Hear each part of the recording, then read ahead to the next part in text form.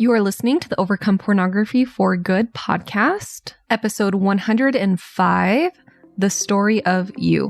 Welcome to the Overcome Pornography for Good podcast, where we take a research-based, trauma-informed, and results-focused approach to quitting porn. This approach has been revolutionary and changed thousands and thousands of lives.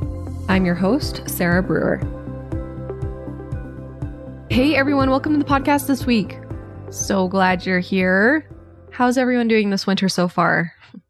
Winters in the past have been pretty difficult for me, but this winter has been probably the best winter I've had in a long time. I feel really good. And that's probably due to a whole number of things, but we're doing okay. Even though it's been so cloudy and dreary for weeks and weeks and weeks on end, we're doing okay. I usually love to travel in the winter, like just get me out of here. And that is still a part of my long-term plan is we're going to go move and live in Hawaii for most of the year and come back to the States in the summer, be in the sunshine for most of the year. But this year I'm okay. I'm okay with just sticking around. I'm liking being in a routine. It's weird. This has never been my personality or like my reality, but I'm just content. And I'm seeing this as a huge win that I am increasing my ability to be content. And it's a really beautiful thing. I want to hop into our topic today, which is the story of you. And I love talking about this. I think it'll be really helpful. So before we dive into this, I want to teach you guys the model. You might have heard me talk about it before. If you're in the program, you definitely know it because it's a big part of the program. The model is a really amazing tool that is taught by Brooke Castillo. So if you like the model, you'll like her podcast called the Life Coach School Podcast, and her work in the world is really amazing. The model is just a really simple way for us to see how the cognitive part of our brain, the part that is online, that is that thinking part of our brain, how that creates results in our life. So the basic idea is that you have circumstances in your life. You have thoughts about those circumstances. Those thoughts create feelings. Those feelings create actions, and those actions create results. And so the big overarching theme here is that everything is driven by your thoughts. So going back to the cold, okay? So my thought is it's cold and miserable. My feeling is when I think that, I feel depressed. When I feel depressed, I eat junk food and lay around and think about how much my life sucks. And the result is that I am miserable. And so with the model, using the model as a tool, we can look at what thoughts are creating results in our lives, what thoughts are creating feelings in our lives, and we can work on creating different thoughts to create different results. Just a very simple way of putting it. We use this all the time in the program, along with the nervous system work that we also incorporate and do, which is the other side, kind of like the lower brain, the offline brain. It's important that we have both. If I have a client who's like, I'm really struggling being committed, we'll take it through the model. Okay, well, what are you feeling when you think about quitting porn? I'm feeling discouraged. Okay, why are you feeling discouraged? Because I'm never going to be able to do it. Okay, so the reason that you're feeling discouraged is not because you're viewing porn. Okay, that's the circumstance. It's not because you viewed porn for 40 years. That's the circumstance. The reason you're feeling discouraged is because you're thinking you're never going to be able to do it. That's like a very, very simple example, but just to help you kind of get the idea here. When I first learned this, it was really mind-blowing to me. I'd never heard that your thoughts create your feelings and your feelings create your actions. And so everything kind of comes back to your thoughts. I would always try to change from a place of willpower and try to change from a place of like, I'll just feel better if I do more. What you learn from the model is that this is not true. You do not feel better when you do more. You don't feel better from actions. You feel better from thoughts. This is why so many people experience different emotion even when they're doing the exact same thing. You can be in your job and be completely miserable, and the person next to you can be doing the same job and the exact same things and be having a really great time because the thoughts are different. A really important part of the model is recognizing that there's a difference between thoughts and circumstances, thoughts and facts. So facts are something that we can prove in court. They are not subjective. They are factual. So it's 30 degrees outside. Thoughts are ways that we interpret those facts. They are subjective. They are not something that can be proven in court. So for example, it's really cold. It's really cold is not a fact. It's 30 degrees outside is a fact. Okay, we know that's true because someone in 30-degree weather who lives in Antarctica would be like, oh, it's not that cold. Their thoughts about it are different than those of us who in 30-degree weather are thinking that it is cold, okay? It's really, really important that we start to differentiate between thoughts and facts. When we're feeling discouraged and feeling shame and feeling all these things, it's because we're in the drama of the thoughts. And so this skill of being able to pick apart thoughts versus facts comes in really handy because it allows us to be the observer of our brains, to see things with less drama and see things more objectively. That can be really hard to do when it's your own life and your own thoughts and you've got all this stuff going on. You're in all the drama and all the thoughts about it. So it really is a skill that you can learn and you can practice. And this is why having a coach is so helpful too. They can help you get here.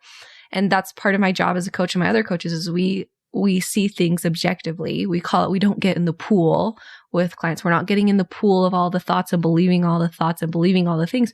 We're looking at things very objectively.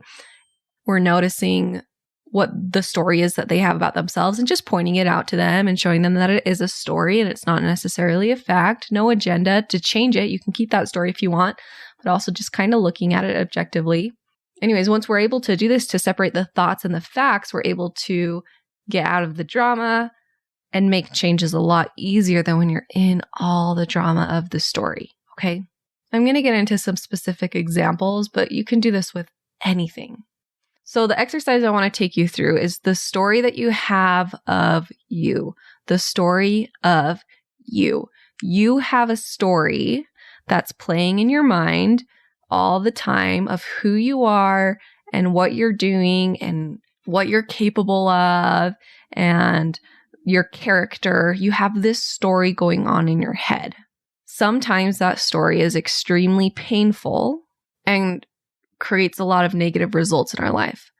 If you have a really painful story about who you are, you're going to feel discouraged, stressed, depressed. This is something common that a lot of people come to me with and we work through is they just feel awful about themselves because of the story that they have about themselves. What happens when our story is really bad? So if we're going back to the models, thoughts create feelings, feelings create actions, actions create results. Those thoughts, that story, if they're creating negative emotions, that's going to create negative actions and it's going to create a lot of buffering. It's going to create a lot of numbing out and it's going to create worse results. Okay. So this is why it's so important to change the story of you. We have to start by changing the thoughts that you have about yourself. Don't start by changing your actions. You're going to be doing that from willpower. You're going to burn out. You've got to start by changing the thoughts you have about yourself, and then you're going to be able to change the whole story you have of you so much easier, so much quicker. So let me give you an example. And one thing just really quickly before we get into this example, what you're going to notice as you're doing this exercise, you're going to notice that most of your story is thoughts.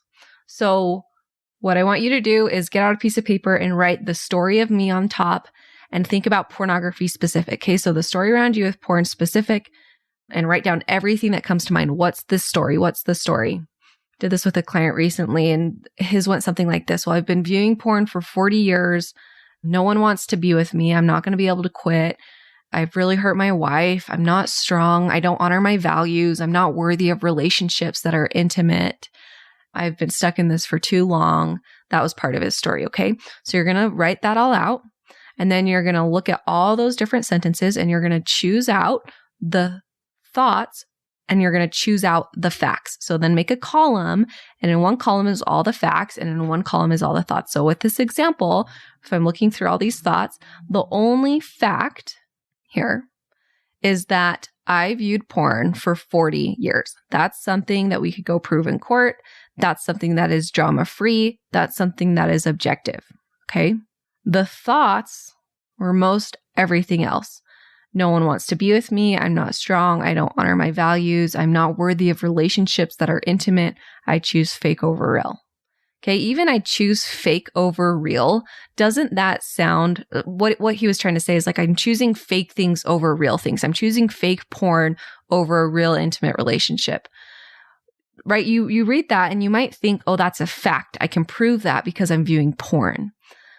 Here's where we got to be careful, because choosing fake over real, other people would have different definitions of what that means. They wouldn't necessarily say that choosing pornography is choosing something fake. Okay. So instead, the fact there, and you can write this in your fact column, would be, I choose to view pornography when I don't want to engage in an intimate relationship. Okay. Do you see how that's different? That's a little bit like more drama free. It's a little bit more factual. Not I choose fake over real, but I'm choosing pornography instead of sex with my spouse, or an intimate relationship with my spouse, or putting the work in with my spouse. Okay. It's a little bit more factual. So we've got to be careful that we don't get those two mixed up. This is where having a coach comes in handy too. So for those of you in the program, if you want to do this and then send it into the Ask a Coach, we can look at it and help you. So we're looking at this, we're keeping the facts, we're looking at the facts, and we're looking at the thoughts. Okay, the facts are unchangeable. We can't think our way out of those. They're not going to change. They're just there. Okay, so we're going to leave that alone. And then we're going to look at the thoughts column. And we're going to question the thoughts. We don't have to change them. We don't have to lie to ourselves. That's not what we're doing. But we're just questioning the thoughts and asking ourselves, is this really true? So, example, because I just did this in a coaching call last week. We did this and I started questioning. So I said, okay, let's just look at these and just question them. No one wants to be with me. Is that true? My client said, you know what? It's actually not, because my wife stayed when I disclosed the porn use. And she told me that she wanted to work through it. And she told me that she loved me and wanted to be with me. Oh, okay, that's interesting. So that's just interesting that the story that your brain is telling you is that no one wants to be with me. But we have a fact here that we didn't list. Let's put this fact in the fact corner, okay? Your wife said she wants to work through this. Your wife said she wants to be with you. Okay, if she said that, we can put that in the fact column. It's okay. So we keep going. I'm not strong. Is this true? Let's just question this and look at that. He said, well, with porn, I'm not. Okay. Why? Because I view when I don't want to view, and I'm having a hard time stopping. I said, okay, well, what else is true? I'm not strong. You're not strong in every area of your life? It's no, I am strong in all these other areas. I do follow through with my commitments to other things. And I said, yeah, and let's just question a little bit too, how are you strong when it comes to quitting porn? He said, well, I'm getting really good at processing my urges. And I joined this program and that was kind of hard to do. And I feel very strong and a lot of strength that I was able to join this program and have this disclosure with my spouse, and that I'm working through it. I said, yeah, so you're making that you view pornography mean that you're weak. Maybe we don't have to make that connection. Maybe there's a lot of ways that you're really strong in this area, even though you're having slip ups still. And he said, yeah, that makes a lot of sense. I am. I'm getting stronger and I can feel it. And I feel like it's not totally true that I'm weak and I'm not strong. I said, yeah. So that's just interesting. Let's just look at that. And then the next one we looked at, he said, I don't honor my values. And I said, is that true? And he said, well, my value is to not view pornography and to keep anything sexual only in my relationship with my spouse. But I am viewing pornography. So that's kind of true, is that I don't honor my values. And I said, okay, what else are your values? What values are you honoring? And he said, well, it's very important for me to be honest. And I'm here in this program and I'm honest with my spouse. I said, okay, so you're honoring that value. He said, yeah. I said, what else? And he said, well, I have a value of never giving up and continuing to try. And I said, are you doing that with porn? He said, yeah, I am. I said, what else? He said, well, I have a value to be in integrity. I said, are you being in integrity? And he said, I don't know, because I'm still struggling with porn. And I said, well, what if we just question that your integrity is not necessarily whether or not you slip up, but your integrity comes with what you do after you slip up. He said, oh, that makes a lot of sense. Because when I do slip up, I go and I do the work and I do the learn and move on, and I'm learning from it. And I talk to whoever I need to talk to about it. And you know what? I think you're right. I think that there is a lot of integrity in the way that I'm handling this porn habit. I said, yes, that's what I'm talking about. There is a lot of integrity in how you're handling this. Maybe this blanket statement that you don't honor your values isn't true at all. Maybe there are a lot of values that you are honoring here. You know, and then we stopped and had a little bit of a conversation about how we can offer ourselves so much compassion and love while taking responsibility for our actions. The truth is, and especially with this client that I was talking to, the porn use has continued for a number of reasons. A lot of that is because of the conditioning that he has grown up around sex and pornography, and the conditioning around buffering, and the conditioning around emotions, and all of this conditioning that, you know, is just kind of a part of his story and his life. And so we can choose to look at this like, this is something that I'm struggling with, and I'm taking full responsibility for my healing going forward, but it wasn't completely my fault. Also, like that I started struggling with porn. I grew up in a very sexualized culture. I wasn't taught great ways on how to handle sexual urges. There was so much shame. There's always been so much shame around it, and that's made it even worse. I didn't know what to do. I didn't know where to turn. I wasn't taught emotional management skills. And now I have all this responsibility to take this and to heal from it, and to heal my relationships and heal myself from this. But we can also offer a lot of compassion that, like, this isn't 100% on you. Your healing going forward is 100% on you. But there's a lot of conditioning that led up to this that made it a lot more difficult to quit. Anyways, that's a whole other podcast for another time. Back to the thoughts versus fact. Another one that he said that his thoughts was, I'm not worthy of relationships that are intimate. And I said, is that true? And he thought for a moment and he said, I guess not necessarily. I said, do you think that there are people who have intimate relationships when one partner struggles with porn? He said, maybe. I said, yeah, maybe there are, maybe there aren't. There's probably some of both. I mean, the truth is that there are a lot of people who view porn and it's a part of their relationship, a normal part of their relationship, and that's what they've decided. And they have very intimate relationships, even though one or the other spouse is viewing porn. So I said, that doesn't really sound like something you want to do, but this blanket statement, I'm not worthy of relationships that are intimate because I view porn, isn't true, because other people do have intimate relationships and include porn in their relationship. And he said, oh yeah, that's a good point. And then he said, you know, and also like maybe intimate relationships means a lot more than what I think it means. And maybe me being honest and working through this is creating intimacy in my relationship. And I said, yes, maybe it is. Maybe it is. And then I said, and maybe the way that you're handling this porn habit, that you joined a program, that you're working through it, you're putting all your time and effort, energy into it, maybe that's what makes you extremely worthy of an intimate relationship, that you're willing to go through the work of quitting. Because guess what? Not everyone is. Not everyone cares about it enough. Not everyone is willing to look at how it's affecting their relationships. But you are. And not only are you willing to look at it, but you're doing the work. You're coming to the calls. You're showing up for yourself. Maybe you are extremely worthy of intimate relationship because of how you're working through this. He said, yeah, maybe that actually feels really good. Right. And so we started to change this story that he had of himself. And why this is so important is because when you change your story that you have about yourself, you change your life. You will always live up to the story that you tell yourself. This isn't just a practice in like feeling better and trying to lie to yourself. Like, no, it's none of that. I mean, it is a practice to feel better, but to feel better because when you feel better, you act better. When you have a very painful story about your life, you live out that painful story. We learn this from the model, right? Thoughts create feelings. Feelings create actions.